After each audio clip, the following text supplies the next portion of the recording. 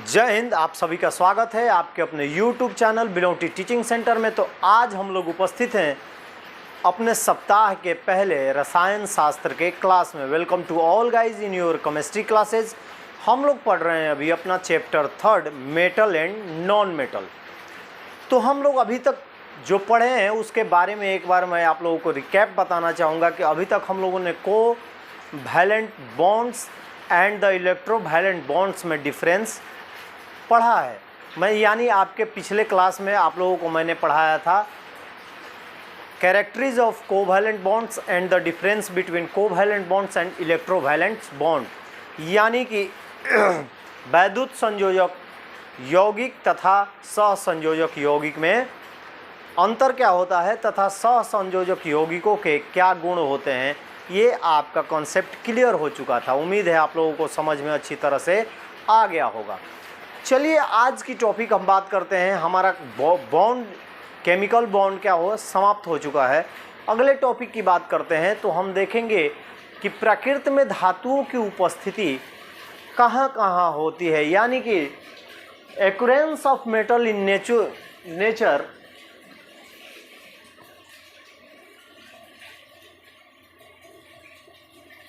एक्यूरेंस of metal in nature, यानी किस प्रकार से हमारे नेचर में प्रकृति में धातुएं पाई जाती हैं। तो देखिए हमारे पृथ्वी की परत, ठीक है, हमारे पृथ्वी की परत या समुद्री जल में बहुत सारे धातुएं पाई जाती हैं।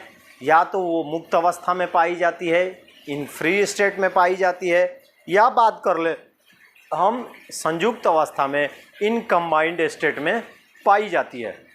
कहने का मतलब है कि प्रकृति में धातुओं की उपस्थिति प्रायः हमारे पृथ्वी की परत क्रस्ट या समुद्री जल, दैट मीन्स वाटर ऑफ सी, इसमें क्या होता है प्रायः धातुओं की बहुत सारी अवस्थाएं पाई जाती हैं। धातुएं दो अवस्थाओं में पाई जाती हैं। पहला होता है मुक्त अवस्था में, यानी वैसा अवस्था जिस पर हमारे वायुमंडलीय गैसों का कोई असर न पड़ता हो, तो वैसी धातुएं मुक्त अवस्था में पाई जाती हैं। जैसे कि चांदी, सोना, प्लेटिनम, ये सब धातुएं होती हैं मुक्त अवस्था में पाई जाती हैं, जिन पर हमारे वायुमंडल के oxygen, nitrogen, hydrogen, carbon dioxide, इन गैसों का कोई प्रभाव नहीं पड़ता है। यानी उनके नॉर्मल अवस्था में इन गैसों का कोई भी प्रभाव नहीं पड़ता है। तो चलिए एक बार हम लोग बोर्ड पे देखते हैं और उसके बाद समझने की कोशिश करते हैं। प्रकृति में धातुओं की उपस्थिति occurrence of metal in nature, NETURE होता है, इसको कर लीजिएगा, नेचर। अब देखिए प्रकृति में धातुओं का सबसे बृहद स्रोत पृथ्वी की परत एवं समुद्री जल है। प्रकृति में धातुएं प्रायः दो रूप में पाई जाती हैं। The largest source of metals in nature are the earth's crust and the sea water. Metals are generally found in nature in two forms, यानी प्रकृति में समुद्री जल तथा पृथ्वी की परत में धातुएं पाई जाती हैं और ये प्रकृति में दो प्रकार से या दो रूप में पाई जाती है। पहला हमारा है मुक्त अवस्था में, इन फ्री स्टेट। वे धातुएं मुक्त अवस्था में पाई जाती हैं जिन पर वायु के ऑक्सीजन, कार्बन डाइऑक्साइड, जलवाष्प, नाइट्रोजन आदि का कोई प्रभाव सामान्य अवस्था में नहीं पड़ता है। जैसे silver Ag, gold Au, platinum Pt इत्यादि। जब इंग्लिश में लिखते हैं those metals are found in free state on which there is no effect of oxygen, carbon dioxide, water vapour, nitrogen etc in the normal state. Example silver, gold, platinum. यानी कि वे धातुएं मुक्त अवस्था में पाई जाती हैं जिनका हमारे वायुमंडल में, आपको मालूम है वायु हमारे बहुत सारे गैसों के मिलने से बनती है। तो वे धातुएं जो मुक्त अवस्था में पाई जाती है तो उन पे हमारे वायुमंडलीय गैसों का सामान्य अवस्था में, जनरल स्टेट में, नॉर्मल स्टेट में किसी प्रकार का कोई असर नहीं पड़ता है, नो इफेक्ट। उसी धातुओं को हम कहेंगे कि वो मुक्त अवस्था में पाई जाती हैं। तो इसको नोट कर लीजिए। उसके बाद चलते हैं हम अपने अगले टॉपिक की ओर।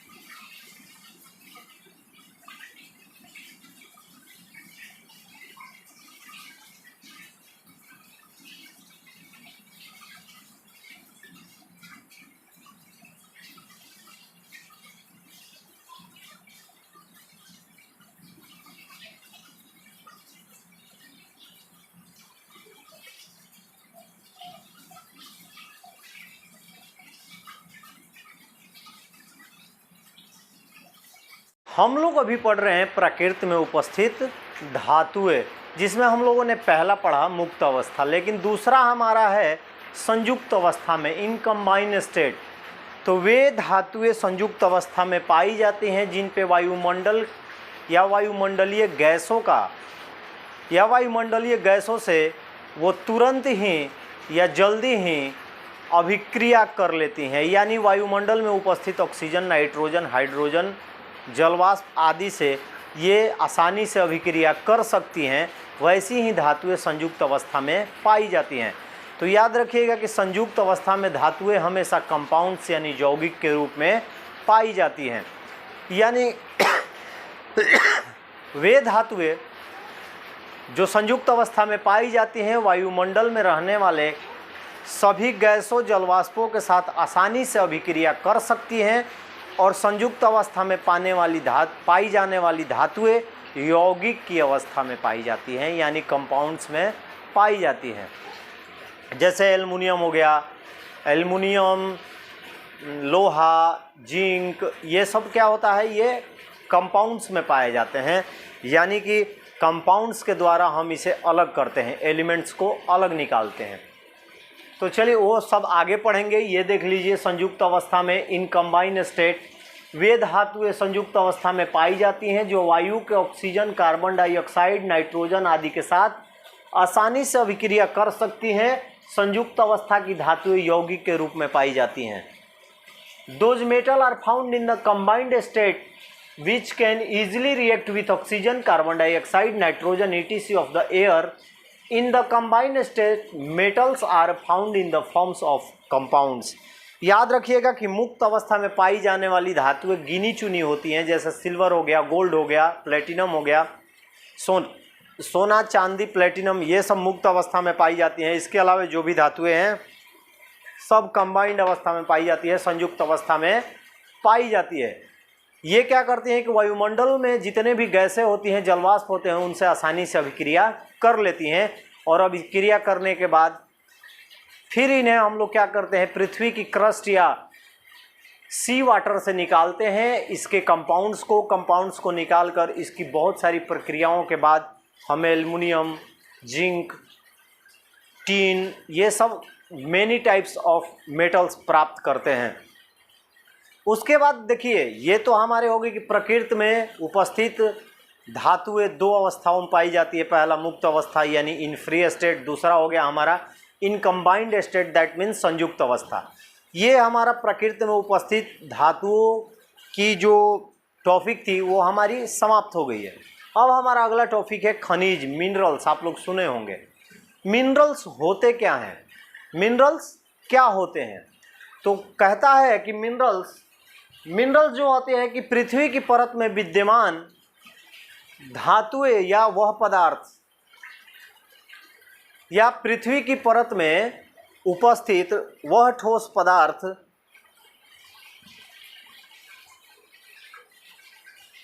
या पृथ्वी की परत में धातु युक्त ठोस पदार्थ को खनिज कहते हैं। यानी पृथ्वी की परत में चाहे वो तत्व हो या यौगिक, यदि उनमें धातु उपस्थित हो वैसे ठोस पदार्थ को खनिज कहा जाता है। यानी हमारे पृथ्वी की परत में उपस्थित धातु युक्त ठोस पदार्थ को, चाहे वो तत्व हो या यौगिक हो, उसी को हम लोग कहते हैं खनिज यानी मिनरल्स। सीधी सीधी बात देखिएगा, आप लोगों को ज्योग्राफी में पढ़ाया गया होगा कि खनिज खनन, खनिज का क्या होता है, खनन किया जाता है। तो खनन कहाँ होता जाता है, हमारी मिट्टी की परत को खोदा जाता है, उसमें से जो धातु युक्त ठोस पदार्थ है उसको निकाला जाता है, उसी को हम लोग खनिज कहते हैं, मिनरल्स कहते हैं। एक बार बोर्ड पे नज़र डालते हैं तो देखिए, पृथ्वी की परत में विद्यमान धातु युक्त ठोस पदार्थ, तत्व या यौगिक खनिज कहलाते हैं। जैसे सोडियम क्लोराइड, तो सोडियम क्लोराइड ये क्या है, एक कंपाउंड से यौगिक है, इससे सोडियम को बाहर निकाल लिया जाता है।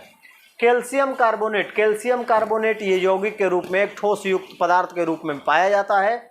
इसको क्या किया जाता है, कैल्शियम इससे निकाल लिया जाता है। जिंक सल्फाइड, ZnS इसको लिखते हैं। जिंक सल्फाइड एक साथ ही रहता है पृथ्वी की परत में ठोस पदार्थ के रूप में, इसको बाहर निकाल लिया जाता है और बहुत सारी प्रोसेस के बाद जिंक को बाहर निकाल दिया जाता है। यानी जिंक जो मेटल है बाहर निकल जाता है। इंग्लिश में लिखते हैं metal containing solid substances elements और compounds present in the earth crust are called minerals. यानी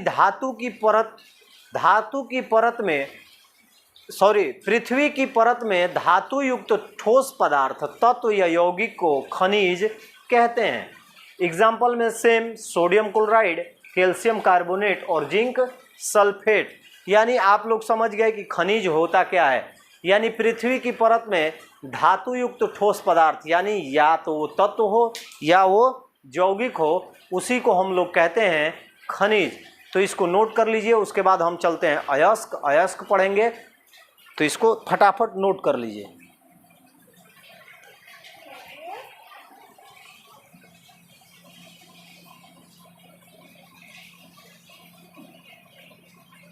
पढ़ाई का बाबा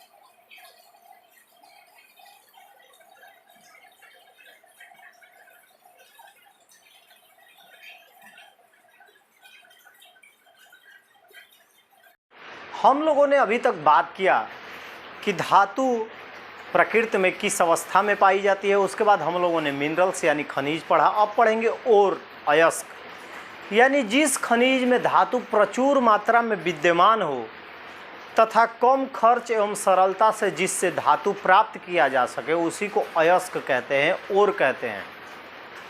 यानी कि महंगा लहंगा होगा तो कौन खरीदेगा। यानी कम खर्च में जिस खनिज में धातु प्रचुर मात्रा में विद्यमान रहती है और सरलता से जब हमें प्राप्त हो जाती है, उसी को हम लोग अयस्क कहते हैं, और कहते हैं। ठीक है, तो चलिए एक बार हम लोग बोर्ड पे नज़र डालते हैं, उसके बाद देखते हैं अयस्क और जिस खनिज में प्रचुर मात्रा में धातु विद्यमान हो तथा जिससे कम खर्च में ही एवं सरलता से धातु प्राप्त किया जा सके, उसे अयस्क कहते हैं। जैसे बॉक्साइड, इससे एल्युमिनियम निकाला जाता है, सल्फाइड, इससे कॉपर बहुत सारे निकाले जाते हैं। तो कहने का मतलब है कि ऐसा खनिज जिसमें धातु प्रचुर मात्रा में विद्यमान हो, जिससे कम खर्च में ही और सरलता से मेटल्स प्राप्त कर लिया जाए, उसे ही हम लोग अयस्क कहते हैं, और कहते हैं। ठीक है,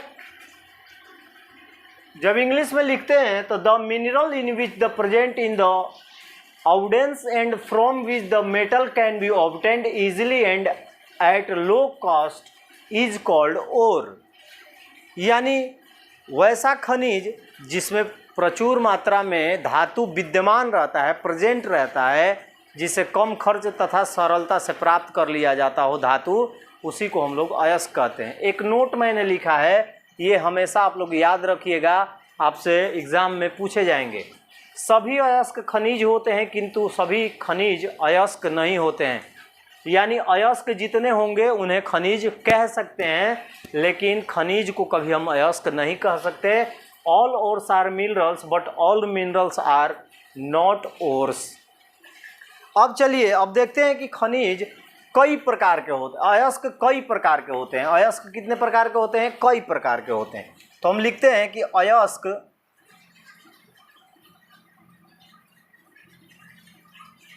कई प्रकार के होते हैं।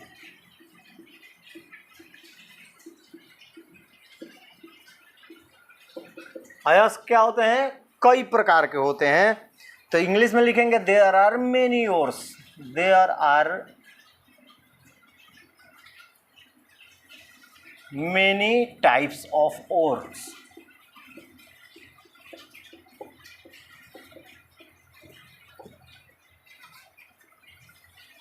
पहला जब लिखेंगे ऑक्साइड अयस्क,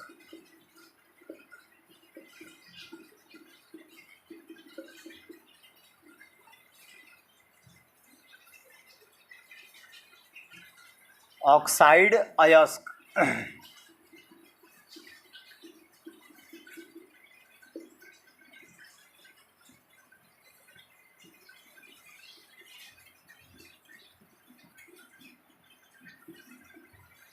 अब इससे देखिए क्या क्या निकलता है। ऑक्साइड अयस्क से क्या क्या निकलता है?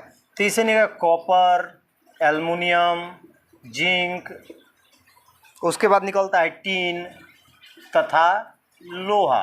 मैंने आपको पहले भी बताया था कि धातु के जितने यानी मेटल या नॉन मेटल के जितने सिंबल हैं सभी को आप लोग याद कर लीजिएगा, आगे आपको तकलीफ नहीं होगी। इसी दिन के लिए बताया था, जब आपके सामने सिर्फ सिंबल आएंगे तो उस समय आप बोलेंगे इसका नाम क्या है, तो आपको तकलीफ होगी। तो जो चार्ट 9th क्लास में आपके मेटल और नॉन मेटल का है उसको याद कर लीजिएगा, फिर से बता रहा हूँ। दूसरा हमारा होता है सल्फाइड अयस्क।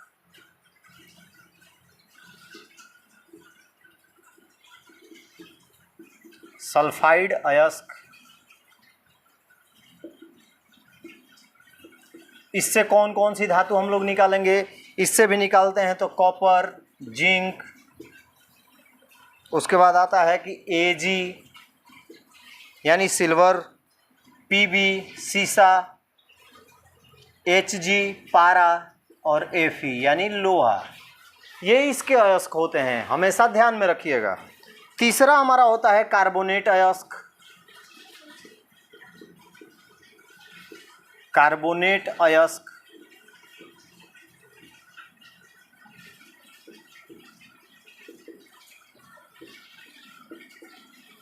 इससे कौन कौन सी धातु निकालेंगे? इससे धातु जब निकालते हैं तो कैल्शियम और Ag यानी सिल्वर। अब चलते हैं हमारा, नहीं ये आपका हैलाइड अयस्क है, इससे निकलता है sodium, copper, calcium, magnesium, zinc तथा लोहा, फेरस। ये हमारे कार्बोनेट अयस्क से निकलता है। चौथा हमारा होता है हाइलाइड अयस्क। हाइलाइड अयस्क,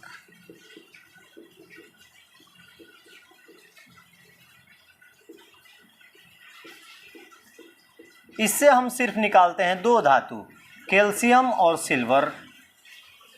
ये सिंबल्स हैं धातुओं के, ये अयस्क हैं, इन अयस्क से ये धातुएं निकलती हैं।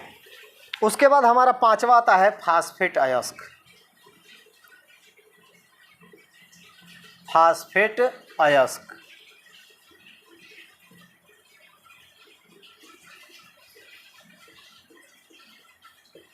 फास्फेट अयस्क में जब आते हैं तो इससे निकालते हैं कैल्शियम फास्फेट।